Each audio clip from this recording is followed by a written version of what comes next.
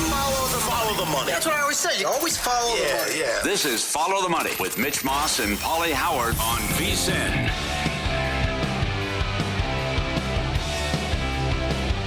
We are kicking this week off right on a Monday as we welcome you in to Follow the Money. No, your eyes and ears do not deceive you. This is not Mitch Moss and Paulie Howard. Stormy, Buonantony, and JVT with you, holding it down for the next week while the guys get some well-deserved summer vacation time in. Then we will be back to our usual Money Move spot from 12 to 2 Eastern beginning next week. How are you, JVT? What's going on? I'm good. A little confused. First off, happy belated birthday. I know it was a busy weekend for you.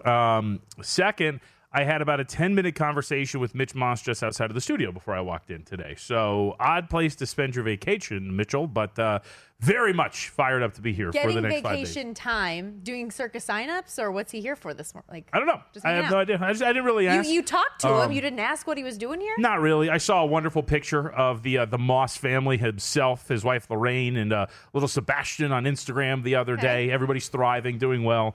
So happy to see Mitch. And yeah, I mean, I spent my time on vacation here too. So I was just up at Legacy Club. I did not dare come over here to talk to any of you people. Yeah, you wanted to avoid me at all costs, Correct. Basically, is what you're saying. You also, even though you're back from vacation, we're enjoying some Summer League this weekend. How was all of that? Yes, the indoctrination's going well. I took my kids to the Thomas and Mack Center. We were there for the Cooper Flag game, the bounce back. That guy's pretty good. I don't know if this has been known by anybody or maybe has been talked about in any way, shape, or form. I know the highlights are great. It doesn't really do it justice when you're watching it the entire time in person, how easy it looks, how smooth he moves, the off-ball stuff where he's not really the focal point, just everything that he does. This dude's a pro. And I keep saying this every time I see him, Stormy, but especially in person now, the physical maturity. You go back to the grainy Zapruder film when he was practicing with Team USA over at the Mendenhall Center for the Olympics as part of the select team or whatever it was, to right now when he's just lining up for a jump ball. Dude, like, this guy looks like he's been playing in the league already for 3 or 4 years. So I'm really excited. Lace him up already. Let's get to October because obviously his time is done, which we'll talk about in a little bit. Yes, even though he's done, the Mavs are still in action in Summer League today. So we'll discuss that. One of 7 games that are on deck upcoming. We'll also have Julian Edlow of DraftKings join us in hour 2 of the program today for a half an hour in studio to talk through all of that. It's also NFL training camp week, by the way, here at VSiN. So we're going to dive into some wide receiver markets and get the lowdown on the Bills and AFC East with Bills beat reporter Matt Parino. Plus, later on at the end of the show, it's obviously All-Star Week getting underway from Atlanta. Cody Decker, former major leaguer, he's going to give us his thoughts on the Derby at Truist Park. All-Star game tomorrow. Have some fun there, which also, I mean, I guess I'm curious your thoughts as well, if you want to just jump right into the Home Run Derby and tell me your thoughts there. Cal Raleigh is the favorite, of course, leading the league in the first half in home runs. We're not going to see Aaron Judge or Shohei Ohtani, but still some good names and should be a fun night over there. Yeah, okay, so a couple of things here. First off, missed mark, and I'm surprised you did not get this. Follow the Money moves, which is probably the easiest thing. That would have been smooth. Shout out to senior editor Zach Cohen, who texted that in. Also said happy belated birthday to you as well. Thank you. But the Home Run Derby, first off, I want to direct everybody to VSiN.com. Attenberg has a great write-up that was just up yesterday about some news and notes and some best bets for the Derby. I will be up front. I don't really like the Home Run Derby a ton, especially from a betting perspective. I don't know. I just feel like it's very repetitive. I get it. Home runs are fun, but I like home runs in the setting of like an actual baseball game. It is fun to watch unathletic people try to field fly balls in the outfield. That's a little bit more fun. But also, I feel like it's been hit or miss every once in a while for me when it comes to this Home Run Derby in handicapping it. Sometimes this is the old cliche, but you'll get somebody that for some reason is just lacing fastballs by their guy, even though they're supposed to be throwing batting practice. The pitchers are always very important, but this should be a fun field. Oddly enough, a very young field and a field of guys who should be in relatively good shape. I go back many years ago now. I think it was Miguel Sano who made a deep run to the Home Run Derby, but the round he got eliminated because he's a little chubby. He gassed out and just couldn't really keep it going. So that's always going to be something important. But look, some of the notes, we're out in Atlanta. It should be a warm day. Wind slightly blowing out. That should really help you. In terms of park factor, numbers like that, a park that's a little bit more beneficial to lefties when you're talking about home runs, 6% more home runs observed there for left-handed hitters as opposed to 1% less for home run hitters over the last 3 years. So that's just something to keep in mind. And we have a lot of strong lefties here. Cal Raleigh's a switch hitter. O'Neal Cruz, bats left-handed. James Wood, one of the guys I like, is a lefty. Matt Olson and Jazz Chisholm. So out of all these guys, I think the two dudes that stuck out to me was first and foremost James Wood. Like, I like the kid's swing. He's pretty lean. Again, I don't think he's going to gas out. Obviously, a lefty, which is going to help him here. I like the way that if you look at some of the numbers for him, launch angle, sweet spot rate, things like that, I think he pans out pretty nicely. But for the most part, I'm not going to come out here and say I've got some massive edge. I think I'm just going to play James Wood and maybe Byron Buxton and see what else we can do here in this Derby. Yeah, per John Ewing, by the way, at BetMGM and the splits at DraftKings, James Wood is taking the most money of the field as your third shot on the board. It's plus 475, that price right now. O'Neal Cruz is the second shot behind Cal Raleigh, plus 320 his number. Raleigh is a favorite, plus 295. Matt Olson, the only repeat home run derby participant, although he was a late ad with Ronald Acuna bowing out, dealing with a little bit of just some tightness there. It's cool looking through the markets on here. I didn't realize how deep into the weeds a DraftKings or a FanDuel will get. You get home run totals for each player, round one total, round one head-to-heads, who will advance to the semis or final, exact result of the final, distance, exit velocity. There's a ton of these different markets if you are somebody who gets into the metrics and wants to dabble in some of these other fun items. So with those, I thought this was interesting going through all of them because you mentioned the exit velocity. I know that was something that interests you. This is always important, the wording of these. DraftKings, their wording is just highest exit velocity. FanDuel specifies home run with the highest exit velocity. So I do wonder if that is something that we should keep our eye on here when you're talking about what that means when you're betting into this market. Because, again, the DraftKings prop, when I was reading this yesterday, did not mention home run. FanDuel specifically mentioned home run with the highest exit velocity. And then you look at the odds, and there was some difference in those. Like, for example, one of the big ones, DraftKings in that market had Byron Buxton at 6-1. FanDuel had him at 17-1. Okay. So that's a pretty big, that's obviously a very big difference there. Cal Raleigh, DraftKings had at 12-1. FanDuel had him at plus 950. How about this? Junior Caminero, DraftKings in the highest exit velocity market had him at plus 1,500, but he's 5-1 over at FanDuel. So it also helps to just shop around. Again, if these are the same markets, but again, the wording is what threw me off here because DraftKings, again, was just highest exit velocity while FanDuel specified home run. We say that all the time. Yeah. Shop around, and it is important, but especially in stuff like this where opinions are going to be different and you're not taking huge limits on stuff. So you're seeing what book values something more than another. Yeah, and I would also assume that my assumption here is like they're not going to count the exit velocity unless it's an actual like home run. I would anticipate that being but I just thought that stuck out. But you're right, like it's just all about that liability, how you're pricing things. I mean, this is especially something like I would not say like exit velocity, but like a home run derby. I'm assuming it's not identical to Summer League, right? Where Summer League, you're evaluating these rosters that are just put together and you're kind of putting some odds, you're going to see some variance. Home Run Derby, I think, is somewhat similar. Like, you have profiles for these guys, how they hit and everything like that, but for the most part, you're going to see some oddities and some differences. You know, for example, to win this thing, Jazz Chisholm just overall 11-1 at DraftKings was 16-1 over at FanDuel. So you can find some big differences. The rules, by the way, are going to be the same as last year for anybody who remembers. So that first round, 3 minutes or 40 pitches, whichever comes first. Bonus period as well as an option. You get 3 outs, but if you hit one that's over 425 feet, you get an extra out. The top 4 from the first round will then advance to the semis. Then you get 1 versus 4, 2 versus 3. Those are 2 minutes or 27 pitches for that section of it, and that'll be the same for the finals. So again, we'll talk more home run derby a little bit later on, but just to kind of set the table for that conversation with Cody Decker later. As for the weekend, just to backtrack a little bit, I know you and I are not the biggest tennis people in the world, but if you weren't watching Wimbledon this weekend, I don't know what you were doing, especially when you get Carlos Alcaraz and Jannik Sinner going head-to-head and Sinner getting the redemption in 4 sets in Wimbledon, especially after what transpired in the French Open final. So much fun, such good tennis, and to know that we're going to get those two just for years and years to come is pretty special. Yeah, it was a fun match. I like tennis a lot. I texted Zach, who's our resident tennis guy, and said, you should keep an eye on this Alcaraz guy after the first set because he looked pretty good in the first set, and then Sinner comes back in those last few and looks pretty good against one of the guys that has been dominant in this tournament. Just watching guys at their highest level has been absolutely tremendous, but watching that and knowing, like, shout out to Zach one more time. I think he was on Sinner in this thing too. It called this form.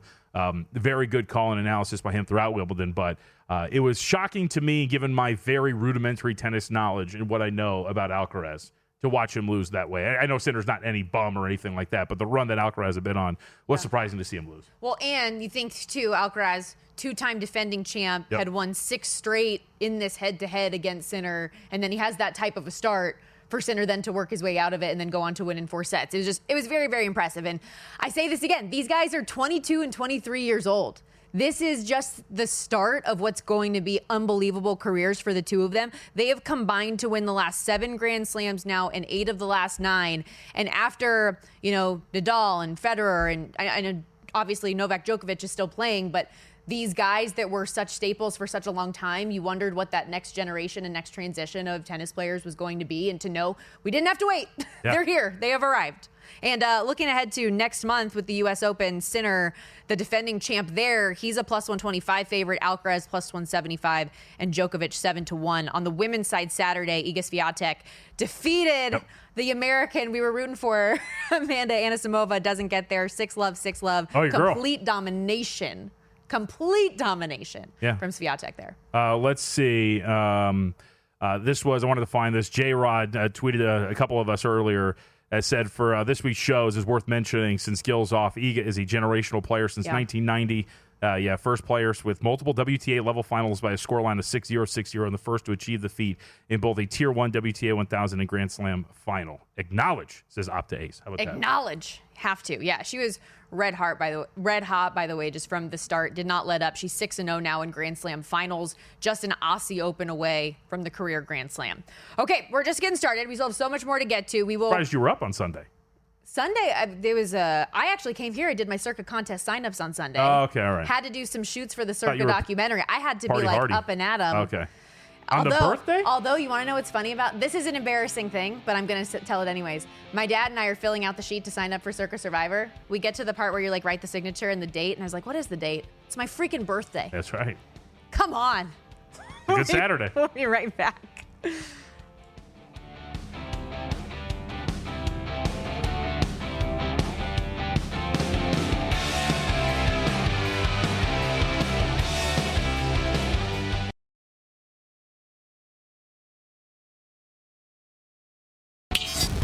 This is Follow the Money on VSiN.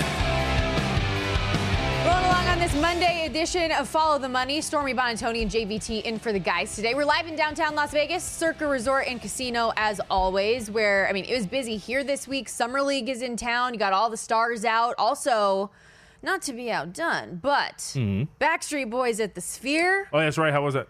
It was the coolest concert I've ever been to in my entire life. What they Not opened close. with? Wow, you're really having a brain fart. Sorry, what they opened with? They opened with Larger Than Life, and they closed with Everybody. Okay. See, and we talked about this on Friday. Everybody was sick because they had the robots from the music video cool. up on the thing doing the dance. Yeah. It was so cool. But I told you, I went to see Kenny Chesney at the Sphere in June. Yes. And I thought that was fantastic. I really loved it. The Backstreet Boys, the way that they did the entire just dynamic in the Sphere and all of the visuals and stuff, blew that out of the water. Like, Kenny Chesney sucked compared to what the visuals were at Backstreet Boys. It's night and day. I loved Kenny. It was great, but it was night and day. It was so cool. If you ever have the opportunity to come out here to Vegas to go to the Sphere, do it. And I'll say while you're at it, maybe stay at Circa because we've got the all-in Circa Las Vegas getaway package that's still going on right now. $400 all in. You get to stay here at Circa for 2 nights, $100 dining credit, $100 beverage credit, your own day bed at Stadium Swim. And then what you do is you come here, you sign up for the contest, you hang out with all of us, and then you go to the Sphere for a concert. You can't miss it. CircaLasVegas.com. Check it out. But I'm not kidding you when I say, I think other concerts are ruined for me now. Okay. It was unmatched, unrivaled in any concert experience I've ever had. That said, Summer League probably could be a little bit better with the fact that Cooper Flag is done already after 2 games, which we expected.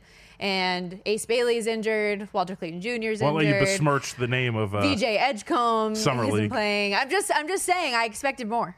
I watched a tremendous matchup after watching Cooper Flag dismantle the San Antonio Spurs Summer League team between the 76ers and the Charlotte Hornets. I think, how there was, in tennis, there's volleys. There was quite the volley of 3 minutes of uninterrupted play because they kept missing shots. It was so brilliant. It was such good summer basketball. But you're right. That's the definition of summer basketball. Yes. But you're right. It is. Look, it's the Summer League. We know what this is. Yeah. But we'll see. We have Win Some, Lose Some coming up a little bit later. We'll get a sense of how these markets move on a day-to-day basis. We're actually seeing a lot of line movement here today. Some of it based on information. And look, man, you got to be really hardcore to be sitting down watching these things and enjoying them like some people at the desk, and it's not you. You've been really good, though. Dedicated. You're doing write-ups every day at VSiN.com. I've watched a lot, you and Zach Cohen are getting deep in the weeds. But so shout out Zach real quick. He does write up daily best bets, so go check those out. He writes an article every day on Summer League. God bless him. And I don't know what he did to Bill Lady to get that assignment. This is one of those things, though, and not to besmirch the name of Keith Smith, but we had this conversation on Money Moves last week, talking about how, like, you must have a problem if you're betting on the Summer League. But actually, there are legitimate edges that you can find in these games. And I think Zach has done a really good job of keeping tabs on all of that news as it comes out for you, because it's one of those things where you made such a great comparison in the NFL and how tight those lines are and how that is something that everybody is betting. It's different for Summer League because not that many people are betting, and because people don't want to pay attention and do the work to find out as much, there could be opportunity in it. Yeah, I mean, and there's information. I think it's also based really on just paying attention to these teams and how the market will rate them. So, for example, coming up here in about 12 minutes, my Atlanta Hawks will take on the Houston Rockets. Atlanta now undefeated. You have to tell people why they're your Atlanta Hawks. Oh, if you wrote the article, one of the three futures, one of them's dead. Well, I shouldn't say dead. The Grizzlies seem to be dead. But Hawks are one of the two futures. Got it 80-1, so we'll see if they can keep this up. They are 2-0, and I think currently in control of the 4 seed. I think there's 8 2-0 teams off the top of my head. Regardless, you keep track of this enough. You see a team like Atlanta who's got some players who have been playing particularly well, including Jacob Toppin. Kobe Buffkin's had one good game, one bad game.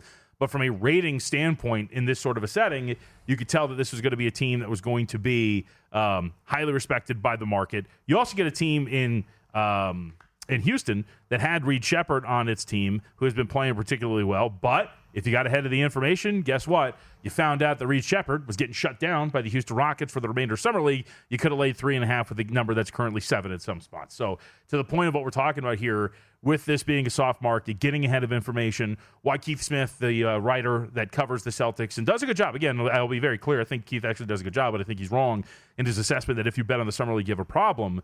This is a soft market that there's lower limits for a reason on, because it can be beat if you're paying attention. This is just one of those examples. So today, if you're wondering why are the Rockets now all of a sudden going from a 3.5-point underdog to a 7-point underdog, that is because Reed Sheppard has been shut down for the Summer League, and it's a good sign for the Atlanta Hawks. Let's go. Okay. Just need a dub. Keep this going. Point differential does matter, though, so I would like them to blow them out by infinity points. That total has come down a little bit, too, down to 179.5. Last I was looking at it was 181.5, so there you go. We talked about Cooper Flagg and the performance he had over the weekend after the tough shooting night in Game 1, although he did fill the stat sheet in a lot of other ways. He had a very good game despite just the 5 of, 21? Yeah. That was not good. But has 31 points the other night. Finishes things out. The flagless Mavs are in action tonight here in Vegas. That one sitting 7 right now against the Charlotte Hornets, who have been great so far here early, a team that some people really like and are among those shorter shots in the 12-1 range to win the Summer League title where things sit. What do you think about that number? Too high, too low, or kind of right on the nose for where you think things can play out? Yeah, Mitchell Moss, one of the people that does have a future on the Charlotte Hornets. I don't know what number he's got, but if you look at it before the tournament began and where they were, you can see these up here. And the change in some of these Hornets at DraftKings and at FanDuel, 25-1, 30-1, now in the range of 12 or 16-1, depending on where you shop. But this is the tough part about this. Again, you're only playing 4 games. Sorry, did we get an update on Con Kneppel, by the way? I don't know. I have not seen an update yet, so we'll double check on this. But I will say really quickly that for this team, when you're looking at them, if you look at the standings, they're actually 4 spots or 5 spots out of a playoff spot, because right now, again, only 4 teams make it. So you need to blow some of these teams out. With a guy like Cooper Flagg out, we're up to 7.5 right now in favor of Charlotte. I actually took a stab on Dallas here. I feel like 7's a lot. Again, evaluating these teams, I did get to see Charlotte up close playing Philly. It's not like they blew out the 76ers on Saturday. They do have, I think, some limitations when you're talking about the way they can create some of their offense here. They're very good up front, but I think it's just overall talent. Again, it's just kind of a stab in the dark how you evaluate some of these teams. And I thought the market was a little too strong on downgrading Dallas without Cooper Flagg. I think there's still some stuff there on this Dallas roster. And again, asking a Charlotte team that's kind of barely getting by I think, lesser opponent to win by 8 or more points, I think it's a little strong. So I went against the market a bit. Any other games today that caught your eye? Let's see. We got the one that's starting up in 30 minutes. We talked about that one.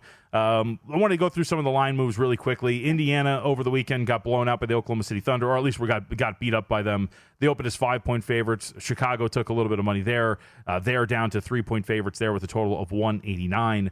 And then the other one later tonight, we have had a flip of favorites. The Los Angeles Clippers taking on the Los Angeles Lakers. Clippers opened up as a 1-point favorite, total of 181.5. Lakers now flip. They are a 2-point favorite with a total of 181.5. And you'll see these line moves all the time. And as we will learn and win some, lose some, not always accurate. Yes, I will say. So that's something worth noting here. But the screen's lighting up as we're getting closer to tip time, especially for this Atlanta game. We're starting to see the market buy back on that 7. Not surprising. Some offshore shops are down to 6, and I would assume that we are going to follow here pretty shortly stateside. Speaking of line movement as well, I know we pulled up that graphic a moment ago and we were talking about the Hornets odds, but the Jazz, who were pre-tournament favorites, they're out, and we've seen a ton of movement on that board. The Toronto Raptors, your favorite now at plus 450. So I'm going to burn one of my, what's today? Call me crazies? Yes. I'm going to burn one of them right now. If we could throw this up, I will say I have not gotten any word that Ron Holland's going to get shut down for Detroit. Now, this is all fluid situation, so we'll see if that's going to be the case. I think it's crazy that FanDuel has 22-1 on this team currently to win the NBA Summer League. They are 2-0 right now, and in fact, they're in control of a 3 seed, so they would make it into the playoffs. They do have coming up the T-Wolves, who are a very good team. Again, door is still potentially open for the Timberwolves to shut their guys down. We'll see if that's actually going to be the case. And then they wrap up with Miami, who's 2-0 or 0-2, blew a 13-point lead to Atlanta, has Kel'el Ware getting, I would say, publicly called out by his head coach, Eric Spoelstra, with his professionalism. I think Spoelstra maybe was in a little bit of a bad mood because our guy, Brian Ortega, cut him off at a restaurant the other day. But still, on media availability, had to call out Ware for his lack of professionalism. So I think this path is pretty open for Detroit to potentially win this thing. Again, this is really contingent on whether or not Holland's going to play. But like DraftKings has him at 9-1, Stormy. FanDuel has him at 22-1. Right. I think the 22-1's a little off. I think if Holland's going to play, there's a pretty realistic chance that this team is at least to the playoffs, and you're sitting on 22-1. The team's currently 2-0 and in control of a seed. And as we discussed earlier, that just goes to show to do your due diligence and check multiple sports books if you're trying to bet something, because 9-1 and 22-1 are not the same when it comes to a certain payout number. And like across the board, I mean, I know DraftKings and FanDuel are the more broad strokes examples that we have available to you right now, but even the Raptors, who are the favorite at DraftKings, that number is plus 450. At FanDuel, it's plus 250. Spurs plus 650. FanDuel 9-1. Across the board, you're seeing big difference of opinions. So make sure that you take that extra step and just check a couple places if you have interest on a team. You have teased a couple times now. Win some, lose some. That's what we're going to get into next a little bit. And my best Paul Howard impression. Do your best, Paulie. And there is a certain video I am particularly excited about. So I figured you'd like it. Stay with us right here on Follow the Money. Don't miss it. Win some, lose some coming up next.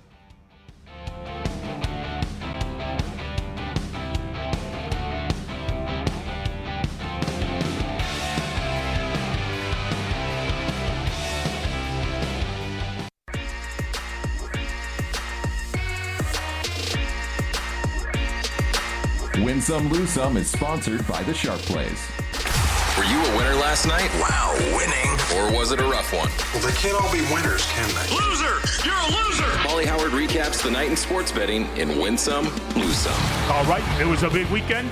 Got a lot to get to. All right, we start in the NBA Summer League. Hawks plus 1.5 to -4. Win 98-80 against the Suns. Pistons plus 2 to -2.5.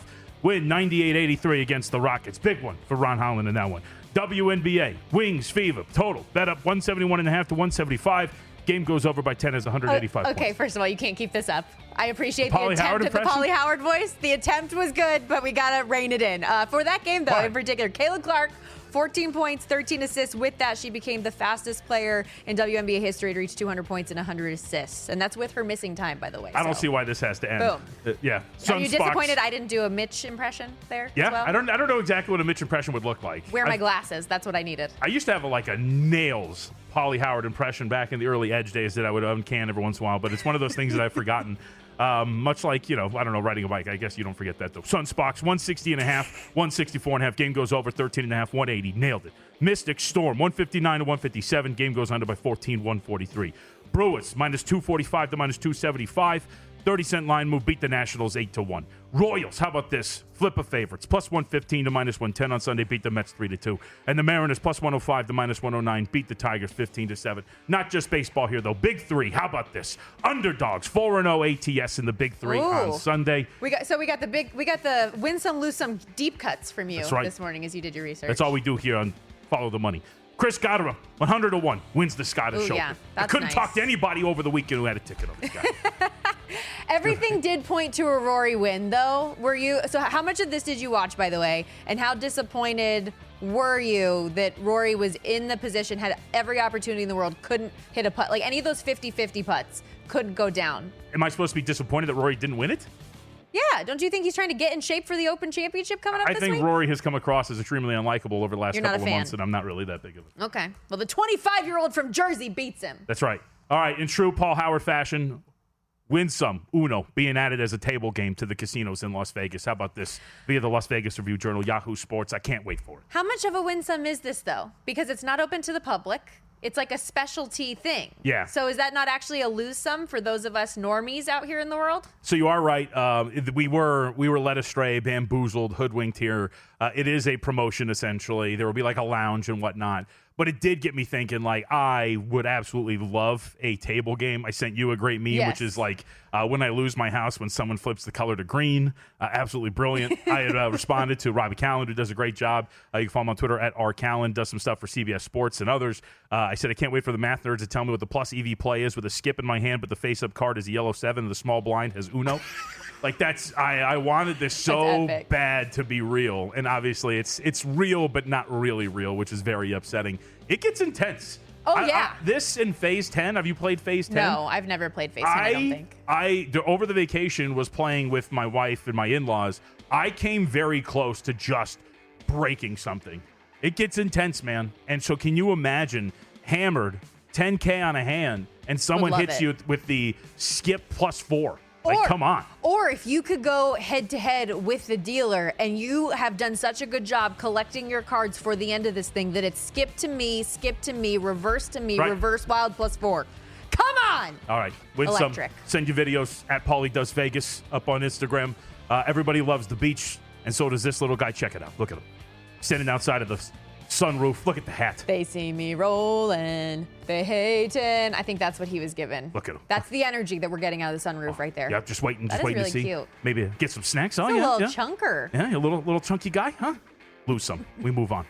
NBA Summer League, back to it. Heat bet up from -2.5 to -5. Lose outright 92-72 to the Cavaliers over the weekend. Baseball over the weekend. Sunday, Orioles bet up 20 cents. 125 to 145, lose to the Marlins 11-1, never close. Twins -135 to -157, lose 2-1 to the Pirates. What are you doing? CFL, Red Blacks, Tiger Cats, bet up 53.5, 56.5, not even close. Stormy, game goes under by 13. Did that get sent in, or did you watch that game every second of it? Because I was keeping track. You bet it. You watched line move. We do have a CFL handicapper actually on staff. Kelly Bidlin has been betting and handicapping the Canadian Football League. Don't think it was here, though. Rough Riders, -5.5 to -6, lose outright 24-10 to the Stampeders. What a loss. Summer League, Saturday, Bucks, +1 to -2, lose 93-83 to the Cavaliers. Pacers, +3.5 to +1. Was watching this yesterday when I was with my kid. 104-85 to the Thunder. They lose. Not even close. Pelicans, -1, bet up to -5. Stormy, they lose. 94-81, and then the Blazers +5.5 to 2, lose 96-86. Market dead wrong there. Also wrong on the total there. 182.5 to 186.5. Game goes under the opening number, 182. Lynx -9.5 to -11.5. I watched this whole thing. Lose 87-81 to the Sky. Fake comeback later. And then the Phillies -145, -165. Lose 5-4 to the Padres. One thing, lose some humanity. Got to check this out. This is allegedly a Chinese robot being trained to run like a human. Again, I don't believe everything that I see on the internet. I tried really hard to find the origins of this video. This is allegedly real, though. I don't know why they dressed him up like Adam Sandler, as is the running joke. But this is allegedly a cyborg/robot that has been trained by the Chinese to run like a person. So this is a no. I am so anti-robot, anti-AI. Have we not seen enough movies to know what happens when we put too much stock in technology? Like, this is This is a step in the wrong direction. Absolutely not. So I'm down with technology. My only question would be, like, everything has to have a use, correct? What would be the use of a robot that is capable of running through rough terrain? I suppose to rescue people. But to your point, I just imagine when it's been flipped by AI to kill all of us that it can catch every single one of us. That's what I'm saying. It can happen at any moment. Right. And I know I've told you this before, but for our Follow the Money audience today that doesn't know me particularly well, I have just seen too many things. I watched that show Upload on Amazon Prime where the very first episode, the self-driving car is manipulated to then murder somebody. Like I don't like self-driving vehicles. I'm not down with the drones. The robots are taking over. AI knows too much. People are getting married to their AIs. I don't believe those stories. I sent you that one. It's on CBS. It's It's a real okay. news story that's on a good CBS point. about this guy proposing to his AI and saying that that if his wife were to ask him to stop, he doesn't think he could. He's married to a real person? To a real person. That's interesting. Yes. Got to be hard up for that one. All right. No robots. Again, we love the dog videos at Paulie Does Vegas. Send them in. How about this? Look at him climbing up the ladder. Look at the quads. He's great. Aww. Once you figure it out, he's done. He can go jump in whenever he wants. Look at him. Good dog. Shake it off. Shake it off. Get up right back in. Right back in. You see so many dogs that don't really care for the water. They get freaked out by it. I love an animal that's just like, let's go. What a it's good a little boy. thrill-seeking pup. I'm What for a it. good boy. I'm All here right. for it. Bad beats. Big one in Major League Baseball in the draft. This was a shocker. Kate Anderson, minus 500 to go number 1 overall, as we expected, drafted number 3 overall by the Seattle Mariners. Who was number 2, by the way, really quickly? The second overall pick. Who was the team in control of that? The Angels. Yep, the Angels. Are you happy with what who they decided did? to skip over? Look, They skip over him. Yeah. And here's the problem. Holiday, right? Did he go 4? Here's the problem with what the Angels did. Generally, what they like to do, they drafted Tyler Bremner, second overall. I think what they keep trying to do is they keep trying to get these guys who are close to Major League ready and not young guys who they can develop because their farm system has been absolute crap for a while. So it was a little bit of a reach. A lot of the, we'll say, respected publications had this kid in the range of 13 to 18 on their big boards, and they took him second overall. Mm-hmm. I'm not going to pretend to know the intricacies of this draft at all or where these prospects ranked.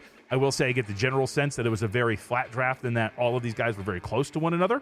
But still, kind of surprising when a guy that's generally ranked in that early teens, late teens goes second overall. But we'll see what Bremner can be. But very big surprise that the kid, Anderson, minus 500 to go number 1 overall. And, of course, gets drafted 3rd. Yeah, number 1, Eli Willits ends up being the pick, 3rd youngest top overall pick ever taken in the MLB draft, behind just Tim Foley, who was first overall in 1968, and Ken Griffey Jr. I don't know if you ever heard of him.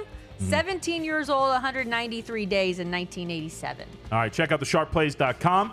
Obviously, Win Some, Lose Some, brought to you by them. Unmatched transparency, records updated daily, AI betting analysis, and real-time global betting information. And you get alerts directly from the pros. Go to sharpplace.com. By the way, I am told on Instagram, Paulie Does Vegas, Anthony Johnson and Jay Buckley both check in and say, great Paulie impression.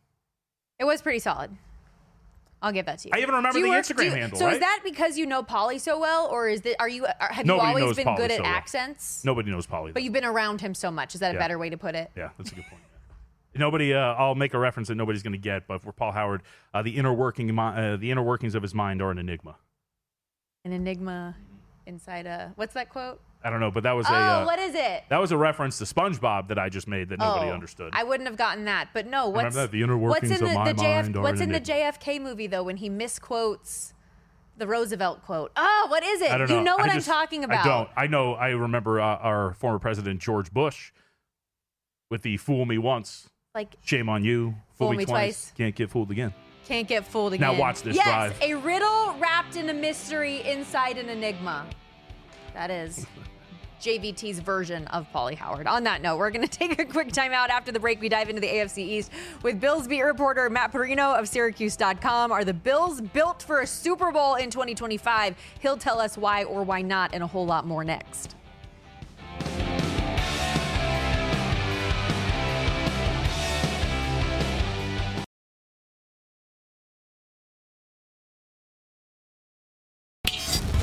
This is Follow the Money on VSiN.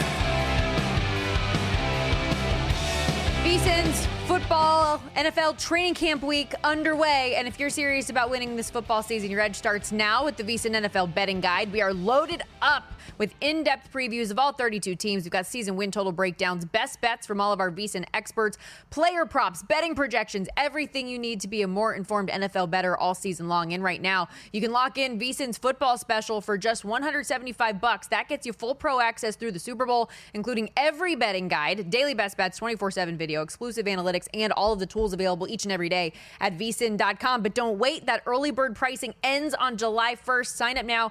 Get access to our NFL betting guide. vsin.com/subscribe. Again, that's vsin.com/subscribe as we welcome you back to Follow the Money. Stormy Buonantony and Jonathan Von Tobel with you. Do want to give you some well-deserved credit where credit is due. People on social media are loving your Polly impression. Very good. Great. Although one person didn't like it so much. Really? Yeah, your wife. Oh, yeah. My wife texted me and said, "Oh, why the bleep are you talking like that?"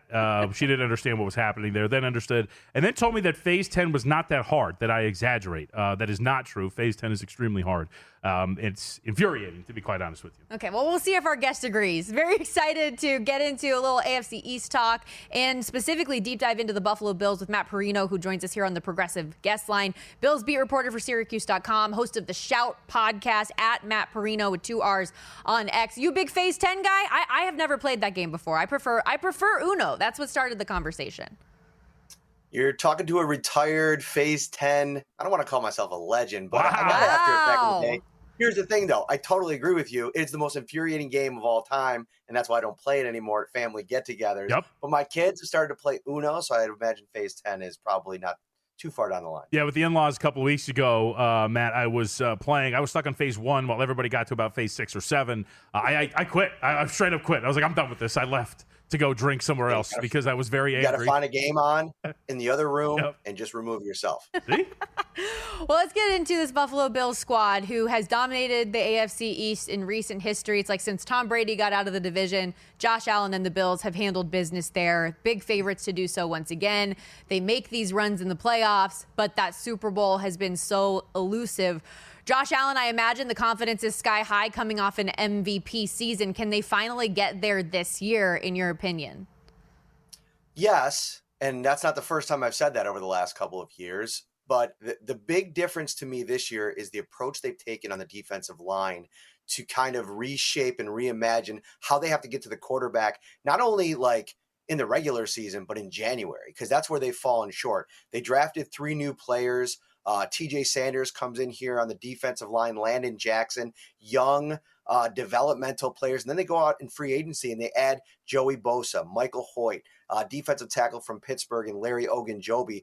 They have thrown a lot of darts at the board up front to try to affect the opposing team's quarterback more. They also gave extensions to Greg Rousseau, Christian Benford, their borderline all-pro cornerback. This is a defense that could take a step forward this season. And when you have the MVP, the reigning MVP on the other side of the ball, I think they have a lot of good things going. It's just about being able to close the deal against Kansas City, and a lot of teams leave the season frustrated in that endeavor. Matt, I've been making the case over the last couple of weeks now, and for our NFL guide, I wrote up the AFC East, so I was doing a lot of studying on Buffalo. I feel like in the betting community, a lot of people generally would go, minus 275 to do something like that seems too much. I can't play that. I think the price should be higher for Buffalo to win this division. Like, what has to happen for them to lose the AFC East? I feel like there's not that many universes in which that happens. That seems like a cheap price looking at the way the AFC East looks like. I think if Miami can stay healthy at quarterback, I think that they're going to be somebody that competes with the Bills for sure. I think the Jets, if they find any kind of answer with Justin Fields, that defense with Aaron Glenn there is going to take a step forward. And the Patriots are this plucky young team that they played them really tough last season. And I wonder if, adding Mike Vrabel, if Drake May doesn't take any step back and maybe even takes a small step forward in year 2, they have some interesting pieces on both sides of the ball that I think can make things interesting. I think the universe you're talking about, though, is probably a Josh Allen injury. If he doesn't get injured, he dominates this division against Miami. Against the Jets, he struggled a little bit at times, but in recent years, it's been a little bit more, turnover free, which has always been the name of the game with him. And then the Patriots are a team that since Brady left, he's had his way with them as well. So I think the Bills have gotten better And I wonder if the two teams that have been the main predictive teams to compete in this division, the Dolphins and the Jets, I just haven't seen them get better enough to compete in the division. Well, and with that in mind, then, do you think either one of those teams, specifically the Patriots and Dolphins, who you were more glowing to, do you think they could put themselves in the position to be a playoff team? Even you look at their win totals, it makes you feel like, no, the Patriots being the higher of those two at 8.5. But do you think either one of them could exceed expectations enough at least to be a playoff team in the AFC? Yes, only because I think that if you look at some of the big-time contenders, like the Ravens and the Bengals and the Chiefs, I expect their divisions to be tougher this year. And listen, the Ravens division is always tough, right? That is kind of like getting through that gauntlet during the regular season. I think it's why they do so well in the postseason a lot of years. The Bengals have made a run to the Super Bowl a couple years ago. The Ravens, obviously last year, lost to the Bills, but I thought played the Bills in the playoffs just about as well as anybody not named the Chiefs. So I think if these teams are beating up on each other in the other divisions, the Chargers, in year 2 of Jim Harbaugh, maybe they take a big jump forward. Now if you're the Miami Dolphins or New York Jets or Patriots and you can win 10, 11 games, I think you get yourself into the conversation, and you only have to play the Bills twice. So if you dominate the rest of the division, one of these teams kind of elevates to that place. For sure, I think they could be a playoff team. I think a couple years ago, the Dolphins were a playoff team when the Bills won the division. So the wide receiver room was a big topic of conversation last year for Buffalo, and you have a bunch of guys coming back. Obviously, Khalil Shakir, a leading receiver from last year, Keon Coleman. What does this receiver room look like now going into this season? And could there be a actual reality where some of these guys take a step back? Because on paper still, man, it looks like a group that's a bunch of B-level receivers. That's not necessarily a bad thing, but it doesn't seem like there's a dominant force there. But maybe there's somebody that could emerge, in your opinion. So I think what they're betting on is, if you go back and watch last season, the best pocket of games for Keon Coleman was midway through the season, right before he got injured. The Seattle Seahawks game was the one where he really elevated his level. One-on-one against Reek Woolen, one of the top young corners in the league. And I thought Keon Coleman had his way with him. He out-physicaled him. He made a big play in the end zone for a touchdown. And it looked like the midseason trade for Amari Cooper was exactly the type of move that was going to unlock this player that they invested the number 33 pick in the draft last season. Problem is, Cooper got banged up. He also, after getting injured, wasn't able to kind of be the level of player that he's been the last couple of years in Cleveland and before that in Dallas and in Oakland. And I think that they needed to replicate that skill set, find it in somebody else, and that's what they feel like they've done in Josh Palmer. When you hand out a deal for 3 years averaging $12 million to a wide receiver, it's not big, eye-popping numbers, but it's a significant investment. And the reason they made that investment is not only for what they think Palmer can do in this offense. He's a great route runner. He gets separation. Some of that data is at the top of a lot of the charts that you look at that kind of get splattered across social media. His effect on Keon Coleman is what I think they're truly paying for in year 2 of that kid's rookie contract. They think Coleman could be really good, but he doesn't get a lot of separation. So he needs somebody on the opposite side to do that dirty work. Khalil Shakir, one of the most underappreciated wide receivers in the NFL. He was second in the league last year in run after the catch behind only Jamar Chase. He is a safety blanket for Josh Allen. So important to what they do on offense.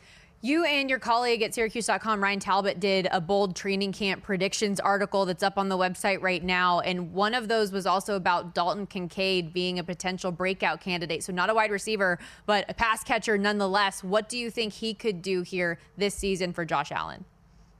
When Joe Brady took over for Ken Dorsey when he was fired midway through the season 2 years ago, he had to kind of like figure things out on the fly. And then when the offseason came and he kind of shaped the offense in his image, he was doing it during a complete identity shift away from Stephon Diggs and into this everybody eats collection of B-level receivers that they've come to be. And in that process, I think Dalton Kincaid just kind of gotten added into that room in a way where I think that they have to elevate him. And he's got to be a guy, if maybe a B+ in this offense that does become a center of attention in a lot of games. There's only 2 games last year where he had 10 or more targets. I think this season you're going to see that number at least triple. And I think that when Josh Allen came out after the season, he had that big moment in the Kansas City Chiefs game where he, heaved that ball up and Dalton Kincaid couldn't come down with the catch. He stuck up for him and said, I have to be better for Kincaid in year 3. And I think he's going to make it a point to do that. And so I'm telling anybody that listens, buy all the Dalton Kincaid stock that you can, because when you have the MVP saying that he's going to go out of his way to make somebody better and a more prominent person in this offense, that's what I'm listening to. Matt, you're awesome. Thank you so much for doing this. We appreciate it. Enjoy training camp. Thanks for having me. Take care. Matt Parino, everybody. Check out Shout Podcast wherever you get your podcasts, at Matt Parino on X, and of course, Syracuse.com. Dalton Kincaid last year, 448 yards. His season-long prop for this season, 550.5. So if you are believing the hype, going to take a gander. NFL phase 10er. Phase 10. I need to learn more about this. Although maybe based on your guys' reviews, I shouldn't. We're going to take a break. Coming up on Follow the Money. It's talking season in college football. The latest from day one of SEC Media Days, and our preseason top 25 begins.